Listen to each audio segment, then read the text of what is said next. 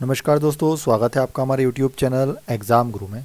दोस्तों, हमारी जो बहुत ही इम्पोर्टेंट सीरीज़ हमने चालू की है, रेलवे पूछेगा यही प्रश्न for group D 2021। Group D का जो एग्ज़ाम होने वाला है 2021 में, उसमें रेलवे पूछेगा यही प्रश्न जो सीरीज़ चल रही है, जिसमें मैं आपको जीके, जीएस और करंट अफेयर्स के डेली क्वेश्चंस लेकर आता हूं। देखिए, आपको पता होगा कि जनरल साइंस के आपके 25 क्वेश्चन आने वाले हैं और current affairs plus general knowledge plus general awareness से 20 क्वेश्चन आने वाले हैं। इस प्रकार टोटल 45 जो क्वेश्चन आने वाले हैं, उसके लिए सीरीज़ चल रही है हमारी।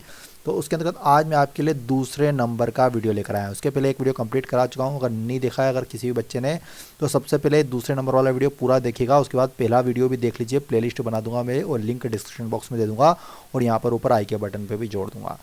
देखिए दोस्तों, एक बात याद रखिएगा, जो ग्रुप डी का एग्ज़ाम होने वाला है उसमें मैक्सिमम क्वेश्चंस वही आएंगे। मैं आपको बता दूं जिस तरह के क्वेश्चन अभी एनटीपीसी में पूछे जा रहे हैं। तो ये पूरी तरह से जो क्वेश्चंस बता रहा हूं, इनमें से मैक्सिमम हमने उसी तरह के क्वेश्चन लिए हैं जिस तरह के क्वेश्चन एनटीपीसी में पूछे गए हैं।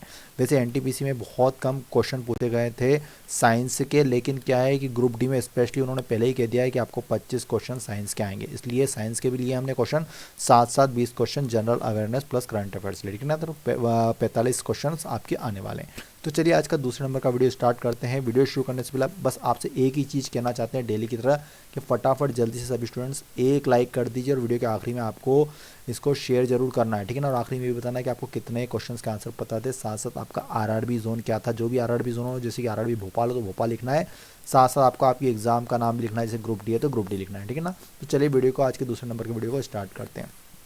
सबसे पहला प्रश्न स्क्रीन पर देखिएगा। राष्ट्रीय संघर्ष के दौरान प्रसिद्ध समाचार पत्र केसरी के संस्थापक संपादक कौन थे? तो दोस्तों, इसका सही उत्तर हो जाएगा option number B right answer, Lokmanya Tilak. देखिए, राष्ट्रीय संघर्ष के दौरान जो आपने नाम सुना होगा केसरी का, इसके संस्थापक कौन थे या फिर संपादक भी कह सकते हैं, लोकमान्य तिलक ने किया था इसका संपादन। अगला प्रश्न देखिए दोस्तों, अंतर्राष्ट्रीय दिनांक रेखा क्या है? तो किसको कहते हैं अंतर्राष्ट्रीय दिनांक रेखा? ये 180 डिग्री रेखांक को भी कहा जाता है अंतर्राष्ट्रीय दिनांक रेखा। ये भी वीआईएमपी क्वेश्चन रहेगा आपके एग्जाम्स के लिए।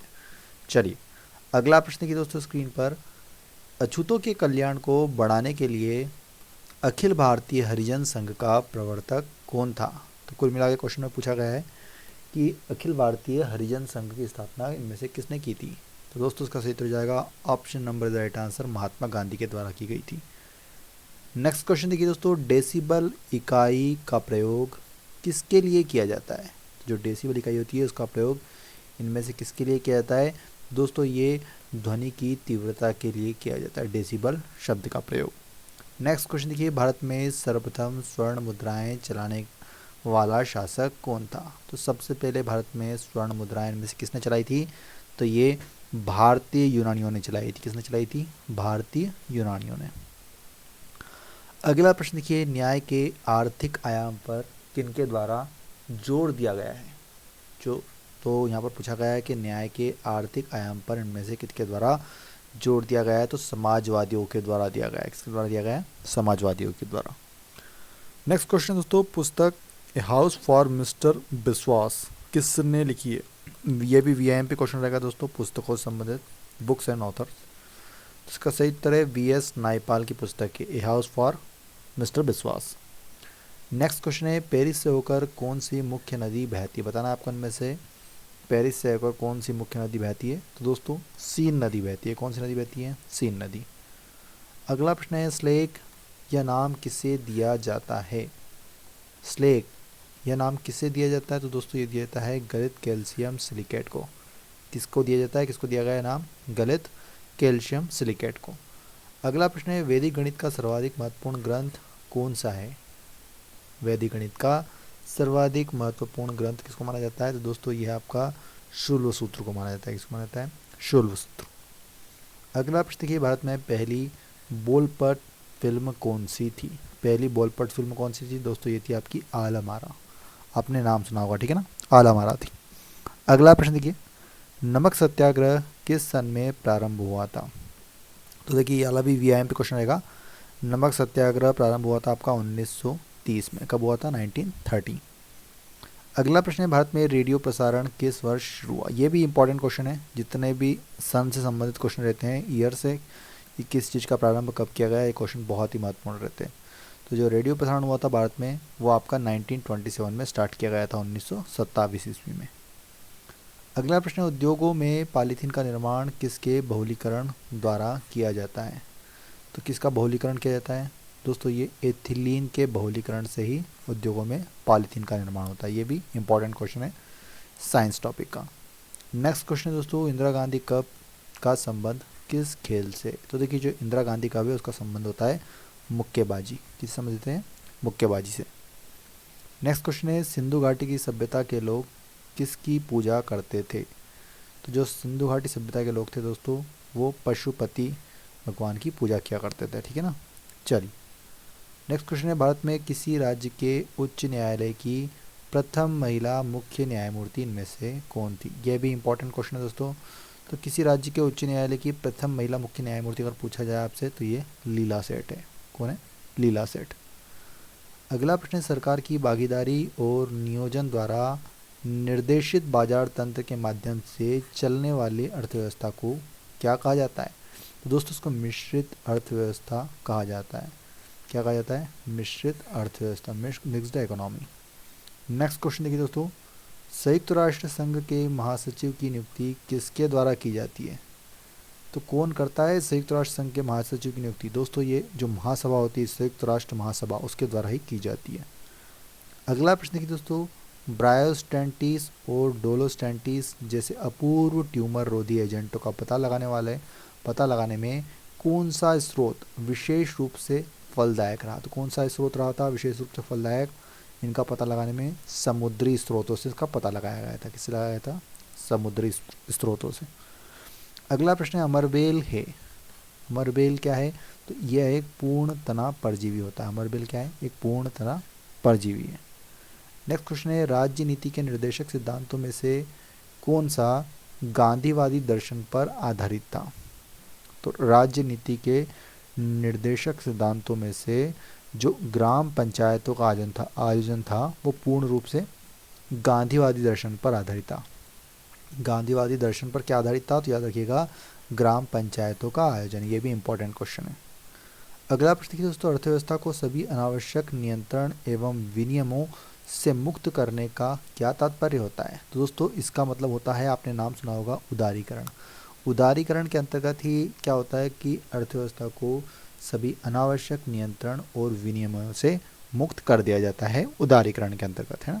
चलिए अगला प्रश्न है, काष्ठ से प्राप्त पायरोलिग्नियस अम्ल में होता है। क्या पाया जाता है पायरोलिग्नियस अम्ल में? तो 10% एसिटिक अम्ल पाया जाता है। इसमें क्या पाया जाता है? 10% एसिटिक अम्ल। नेक्स्ट क्वेश्चन दोस्तों, अष्टाध्यायी किसने लिखी थी? किसके द्वारा लिखी गई थी अष्टाध्यायी? ये आपके पाणिनि के द्वारा लिखी गई थी। किसके द्वारा लिखी गई थी दोस्तों? पाणिनि के द्वारा।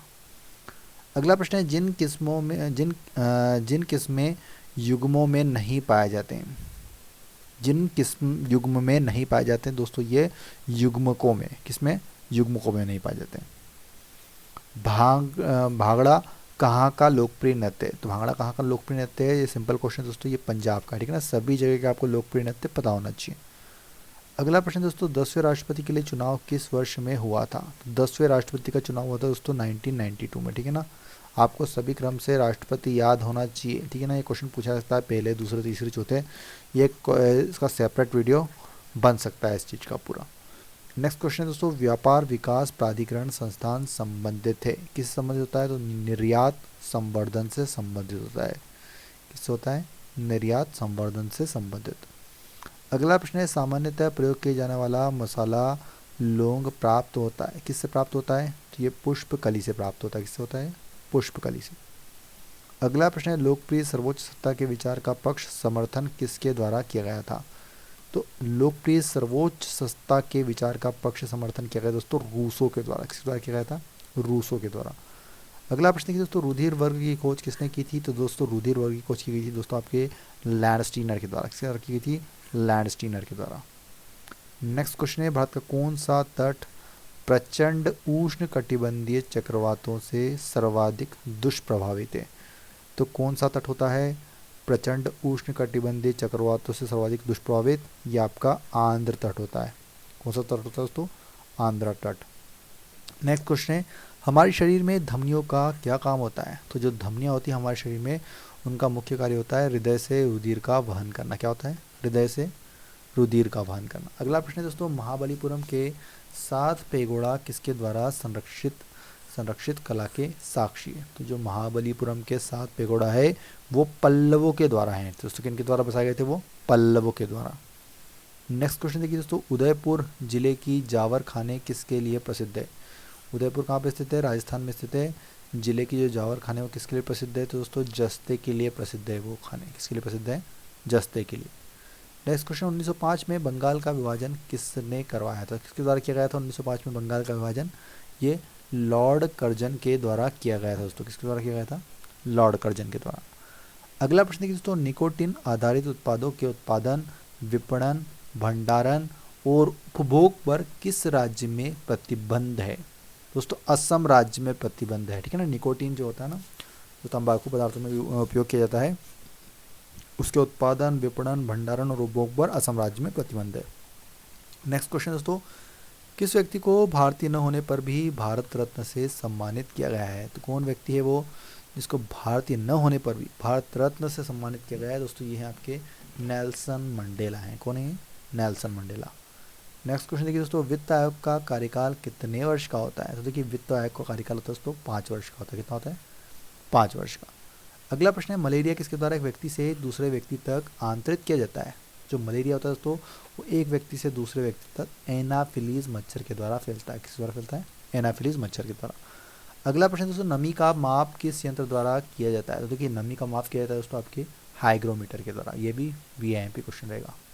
चलिए अगले प्रश्न की ओर चलते हैं दोस्तों। बताइएगा, चुक्का पावर प्रोजेक्ट, चुक्का बिजली परियोजना का निर्माण भारत द्वारा कहाँ किया गया है? तो कहाँ पर निर्मित है ये दोस्तों? ये भूटान में स्थित है। कहाँ पर है? भूटान में। नेक्स्ट क्वेश्चन है दोस्तों, आयात मतलब जो इम्पोर्ट्स होते हैं का अधिकतम भाग कहाँ से आता है? इम्पोर्ट्स का अधिकतम भाग कहाँ से आता है? तो दोस्तों ओपेक कंट्रीज़ होती है ना, जहाँ से हम पेट्रोलियम मंगाते हैं, वहाँ से होता है। नेक्स्ट क्वेश्चन दोस्तों, निर्वाचन आयोग किस प्रकार की संस्था है? ये भी VIP क्वेश्चन रहेगा। तो निर्वाचन आयोग किस प्रकार की संस्था है? यह एक संवैधानिक संस्था मानी जाती है। अगला प्रश्न देखिए दोस्तों, नीलगिरी प्रदेश में कौन सी जनजाति पाई जाती है? तो नीलगिरी प्रदेश में दोस्तों आपकी टोडा जनजाति पाई जाती है। कौन सी पाई जाती है? टोडा जनजाति। अगला प्रश्न देखिए दोस्तों, बादल वायुमंडल में किस कारण से तैरते हैं? तो देखिए जो बादल होते हैं वो वायुमंडल में अपने अल्प घनत्व के कारण तैरते हैं। किस कारण तैरते हैं? अपने अल्प घनत्व के कारण। अगला प्रश्न देखिए दोस्तों, चीनी यात्री फुयान किस गुप्त शासन के शासनकाल के दौरान भारत आया था? तो दोस्तों ये चंद्रगुप्त द्वितीय के शासनकाल के दौरान भारत आया था। कौन? चीनी यात्री फुयान। नेक्स्ट क्वेश्चन देखिए दोस्तों, किस शिला राजादेश में अशोक ने कलिंग युद्ध के हताहतों का उल्लेख किया है और युद्ध त्याग की घोषणा भी की है? तो दोस्तों ये शिला राजदेश 13 शिला राजदेश 13 के अंतर्गत की गई। दोस्तों अगर आज का हमारा ये ग्रुप डी का रेलवे पूछेगा ये प्रश्न वीडियो कंप्लीट होगा, दूसरे नंबर का पहला वीडियो नहीं दिखा तो आई के बटन पर देख लीजिएगा, या फिर प्लेलिस्ट का लिंक नीचे डिस्क्रिप्शन बॉक्स में। जाने से पहले प्लीज़ अगर आपको वीडियो अच्छा लगा तो जाने से पहले लाइक जरूर कीजिएगा एक, और ज़्यादा से ज़्यादा वीडियो को शेयर कीजिए, और कमेंट बॉक्स में जरूर बताइए कि आपका RRB जोन कौन सा है। जो भी जोन है पूरा लिखिएगा, साथ साथ आप किस एग्ज़ाम्स की तैयारी कर रहे हैं वो भी जरूर लिखिए। हम देखना चाहते हैं कि कितने लोग हमके किस जोन से देखते हैं, और ये भी ज़रूर बताइए कि आपको इनमें से कितने क्वेश्चन के आंसर पता थे। और मैं आपके लिए एक मास्टर वीडियो लेकर आने वाला हूँ 4 से 5 घंटे का, जिसमें मैं आपको पूरे important 1000 most important question complete कराऊंगा। बहुत जल्दी उस पर काम चल रहा है, एक ही वीडियो में आपको पूरे ग्रुप डी के क्वेश्चन कंप्लीट करा दिए जाएंगे। तो दोस्तों जाने से पहले यही कहना चाहते हैं, जो नए बच्चे हैं सब्सक्राइब करके बेल आइकन दबा लेना और ऑल नोटिफिकेशन को एक्टिवेट कर लेना, जिससे कि आपको नोटिफिकेशन मिलते रहे। वीडियो देखने में बहुत बहुत धन्यवाद। जय हिंद, जय भारत, वंदे मातरम।